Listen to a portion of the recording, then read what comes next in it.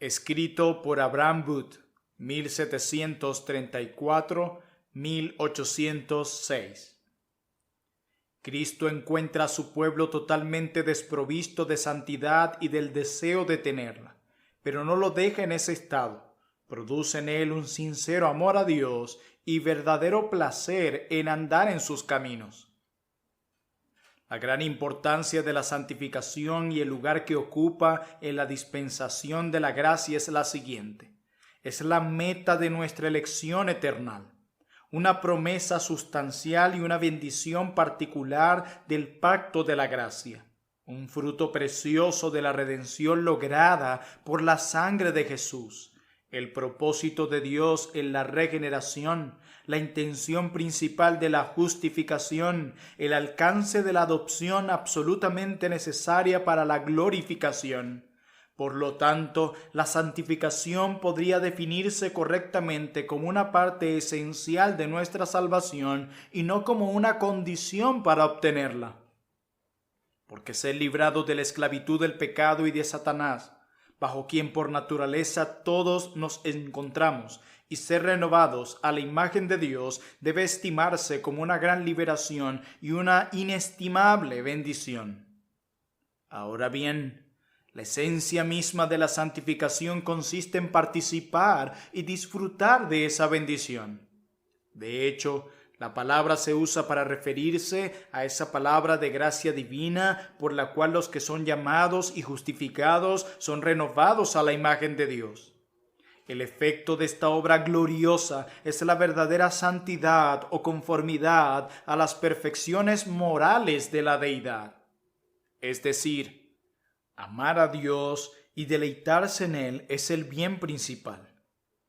Amar al Ser Supremo es totalmente contrario a la inclinación de la naturaleza corrupta, porque como la depravación natural consiste en nuestra aversión a Dios, que se manifiesta de una y mil maneras, así también la esencia de la verdadera santidad consiste en amar a Dios. Este afecto divino es el origen fructífero de toda obediencia a Él y todo el deleite en Él, tanto aquí como en el más allá. No solo es el único origen de toda obediencia, es también la suma y perfección de la santidad, porque todo deber aceptable fluye naturalmente del amor a Dios. Las personas a quienes les es otorgada la bendición de la santificación son aquellas que son justificadas, que se encuentran en un estado de aceptación con Dios. Porque concierne a ellas, está escrito y es el lenguaje de la gracia imperante. Pondré mis leyes en sus corazones y en sus mentes las escribiré. Hebreos 10:16. La bendición aquí enunciada y el favor aquí prometido son que el amor a Dios y que deleitarse en su ley y sus caminos son implantados en el corazón de todos los regenerados. Estos los predisponen a obedecer constantemente toda la voluntad revelada de Dios hasta donde la conozcan. La santificación es una bendición del nuevo pacto, y en la excelencia de su constitución se promete como un privilegio de elección, no se requiere como una condición de derecho. Esas almas felices que poseen la bendición invaluable y son libradas del dominio del pecado, no están bajo la ley, ni buscan justificación por medio de ella, ni están expuestas a su maldición. Se encuentran bajo la gracia, completamente justificadas por el favor de Dios y viven bajo su poderosa influencia. Este texto implica claramente que todos los que están bajo la ley como un pacto o que aquellos que están buscando aceptación del juez eterno a través de sus obras están bajo el dominio del pecado, sea cual fuere su comportamiento entre los hombres o sus pretensiones respecto a la santidad. Y como los que están bajo la ley no tienen santidad, no pueden efectuar ninguna obediencia aceptable. La persona misma tiene que ser aceptada por Dios antes de que sus obras sean aceptables para Él. A fin de considerar el tema con más claridad, puede ser de ayuda tener en cuenta que para determinar que una obra sea verdaderamente buena, tiene que ser realizada partiendo de un principio correcto. realizada siguiendo una regla correcta y con la intención de lograr un fin correcto. Tiene que ser realizada partiendo de un principio correcto, esto es el amor de Dios. El gran mandamiento de la ley inmutable es: amarás al Señor tu Dios, como lo declara Deuteronomio 6:5 y Mateo 22:37.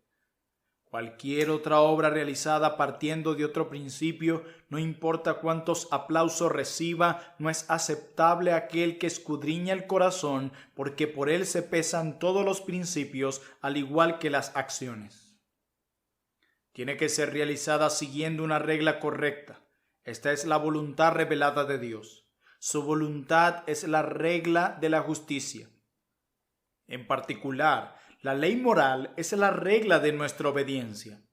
Es un sistema completo de deberes y es considerada moral, es inmutablemente la norma de nuestra conducta. Su intención debe ser lograr un fin correcto, la gloria del Ser Supremo. Hacerlo todo para la gloria de Dios. 1 Corintios 10:31. Es el mandato inaplazable del Altísimo. Como este es el fin por el cual Jehová mismo actúa en todas sus obras, tanto de providencia como de gracia, es el fin más elevado al que podemos aspirar. No obstante, nadie puede obrar para alcanzar un fin tan sublime a menos que Dios le haya instruido y esté completamente convencido de que la justificación es enteramente por gracia. Porque hasta entonces no puede más que atribuir principalmente al yo sus supuestas buenas obras y su propia aceptación a Dios. Este es el fin más elevado al cual alguien puede aspirar, aunque a menudo se proponga otros fines más bajos. En cambio, las obras que realmente son buenas y a las que el Espíritu Santo le confiere frutos de justicia son en la intención de la persona, al igual que en su realización, para la gloria de Dios y su alabanza. A fin de confirmar el argumento e ilustrar lo dicho, destacaría que el hombre es una criatura caída, enteramente desprovisto de la imagen santa de Dios y de su amor. Entonces, lejos de amar a su Hacedor y deleitarse en sus caminos, es su enemigo. Ni los mandamientos de la ley divina, aunque sean las más estrictas y puras posibles, ni todas las represalias contra la desobediencia a esos mandamientos pueden obrar en los corazones el menor grado de amor a Dios, el dador de la ley. Por lo tanto, el hombre caído no puede amar a Dios sino a través del mediador. Tiene que contemplar la gloria de su Hacedor en el rostro de Jesucristo antes de poder amarle o desear, aunque sea en mínima proporción, proclamar su gloria. Ahora bien, dado que no existe revelación de la gloria de Dios en Cristo más que por el Evangelio, y tal como no podemos contemplarla sino por fe, nadie puede amar realmente a Dios o querer sinceramente glorificarle mientras desconoce la verdad. Pero así como la exposición más clara de las perfecciones divinas es en Jesucristo y como el Evangelio lo revela en su gloria y hermosura, así también por medio de la influencia sagrada del Espíritu Santo, los pecadores contemplan la hermosura infinita y la gloria trascendente de Dios en la persona y obra de Emmanuel. El Evangelio es una declaración del perdón perfecto que viene de Dios y de esa salvación maravillosa que es por Cristo, siendo ambos plenos, gratuitos y eternos. Quien quiera que cree el Evangelio, hasta cierto grado goza de paz en su conciencia y del amor de Dios, dependiendo de la proporción en que el creyente ve la gloria divina revelada en Jesús y su experiencia del amor divino en el corazón. En esa misma proporción, serán sus respuestas de afecto y gratitud a Dios como un ser de amor infinito, con una generosidad inconcebible hacia la criatura necesitada, culpable e indigna. Sus palabras serán: ¿qué pagaré a Jehová por todos sus beneficios para conmigo?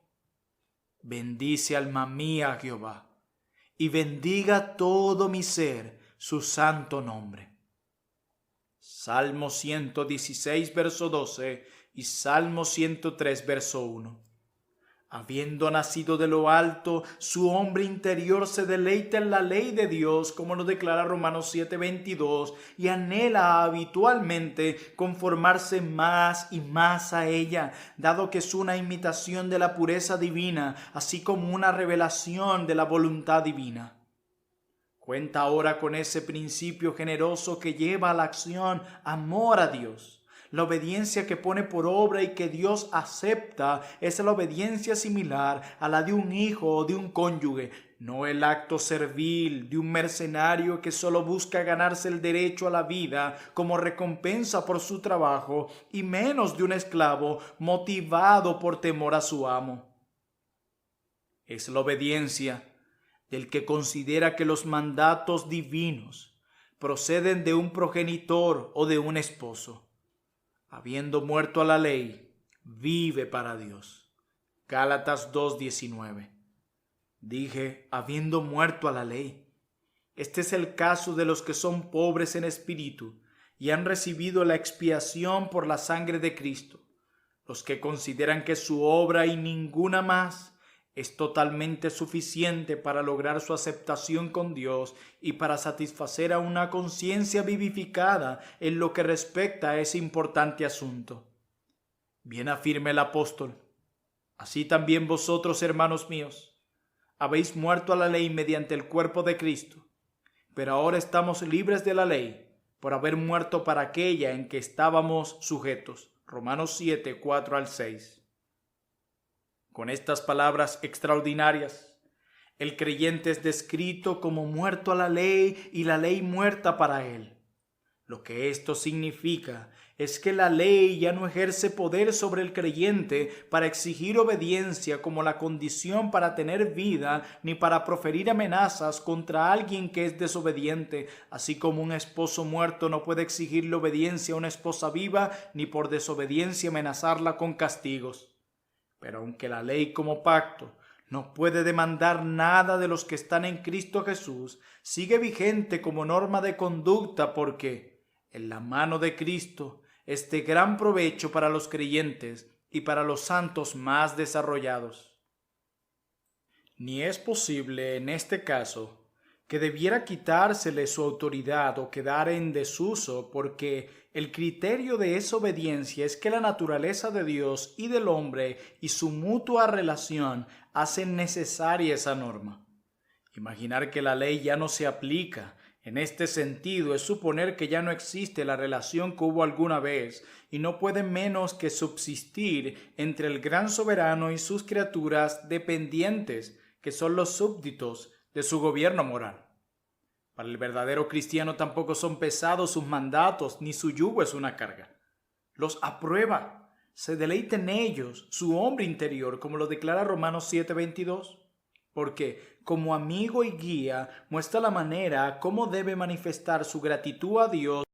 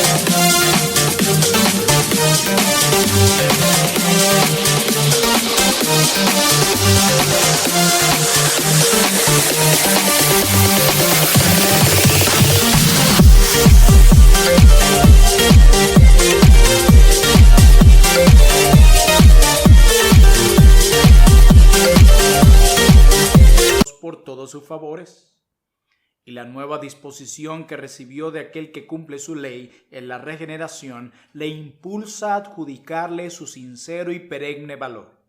Su obediencia actual es en la novedad espiritual y no la ley antigua. Romanos 7:6.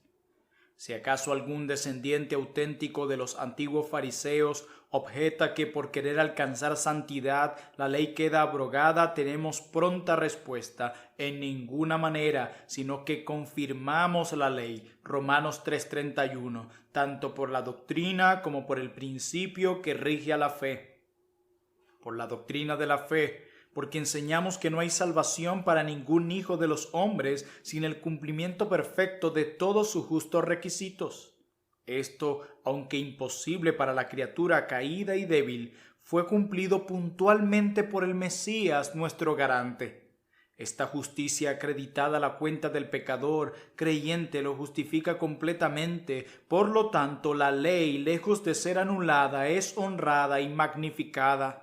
Y esto en grado supremo, la obediencia cumplida por el divino Redentor, de acuerdo con lo que exige la ley, y los sufrimientos de un Dios encarnado sobre la cruz, en conformidad con su sanción penal, honra la ley más que toda la obediencia de una raza de criaturas totalmente inocentes pudiera jamás demostrar, o que todo el sufrimiento de los muchos millones de los condenados pudieran sufrir eternamente.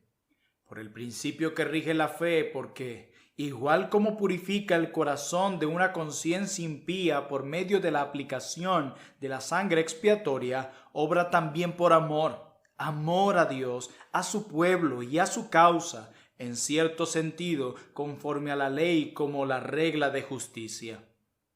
Por lo tanto, si alguien pretende creer en Cristo, amar su nombre y disfrutar de comunión con Él, pero no acostumbra a tener en cuenta sus mandamientos, es mentiroso y la verdad no está en él. Así lo declara la primera carta del apóstol Juan, capítulo 2, verso 4. Porque nuestro Señor nos advierte.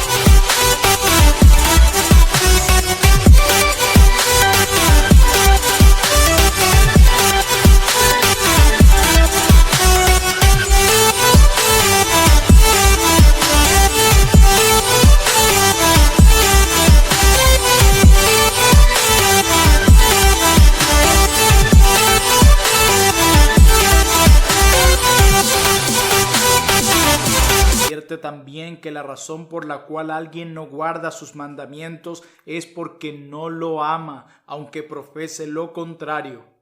No es amor lo que no induce a la obediencia, tampoco es digno del nombre de obediencia, la cual nace del amor. Pretender amar sin obedecer es flagrante hipocresía, y obedecer sin amar no es más que esclavitud. El Evangelio solo puede darnos los principios y motivos para la obediencia que nos cause disfrutarla. Cuando conocemos la verdad que es Jesús, entonces y solo entonces los caminos de sabiduría serán siempre los caminos de contentamiento. Entonces la fe obrará por amor a Dios y a nuestro prójimo.